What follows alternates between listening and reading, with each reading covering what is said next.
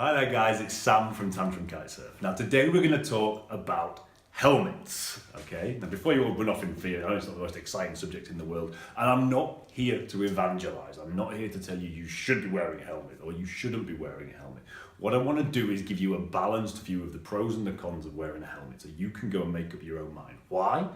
Because so many people that you talk to when you start talking about this don't know why they generally don't wear a helmet. They've got no idea. When actually pushed, it's well, because no one else does, because it looks cooler, okay? Which to my mind is just a little bit sad, okay? When it's something as important as your own safety that you're talking about, okay? So I want to give you a balanced argument of why you can and why you can't. Now, personally, I don't wear a helmet, okay?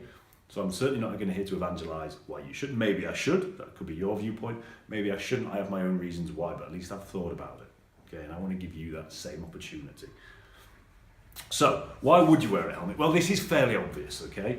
The big one, obviously, you are in the water and the board itself has a tendency to come off your feet and get picked up by a wave, and your head acts like a magnet.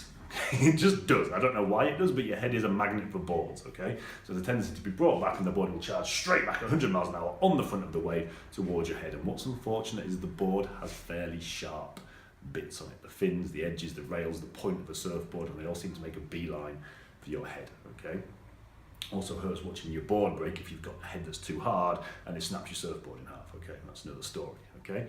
So that's a very major reason why you'd want to wear a helmet, okay? Especially if you surf, if you kite surf in big, shore breaky, dumpy conditions quite often, can get quite hairy when you lose your board in those conditions, okay? The second one, and let me throw a statistic at you, you spend 10% of your time when you're kite surfing on the beach. 90% of all accidents in kite surfing happen on the beach. Generally head injuries from impacting with the beach or other solid objects. So there's a very good reason for sticking a helmet on your noggin, especially when you're not so confident in the early stages of kite surfing. So why wouldn't you wear a helmet? Okay, we've talked about the pros and the cons. Why wouldn't you wear a helmet? Well, first up, there's one that sits right in the middle in my mind, okay? And it's this idea that putting a helmet on gives you that feeling of invulnerability.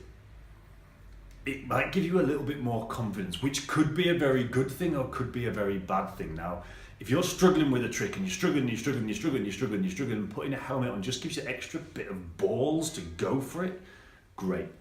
Personally, what I find is that when I put a helmet on, I try tricks that are way out of my reach, way out of my skill level, and I'm very much risking injury.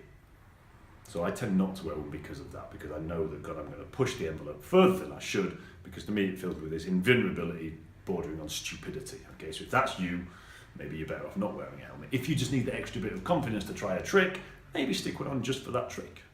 Okay, so that one sits right in the middle for me. On the downside of why you wouldn't wear a helmet, personally I find, and I know I'm not the only weirdo that finds this, I've spoken to other people about this, but I find when I put a helmet on, it reduces my situational awareness. Now I've thought about this, and this is quite weird, because actually most helmets these days, they don't impinge your field of view, they sit up here somewhere, they don't even cover your ears. So why do you feel sensory deprivation? Well, I don't know is the answer.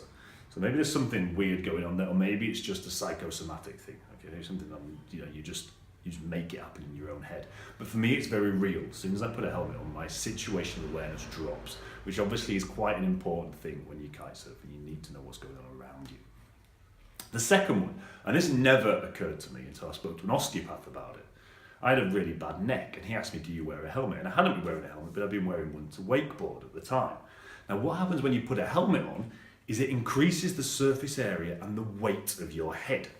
And what he pointed out to me was, well, look, when you're snowboarding and you crash, you bounce. You impact and you bounce. So a helmet makes a lot of sense in snowboarding because it's an impact injury. In kite surfing, you go through the water.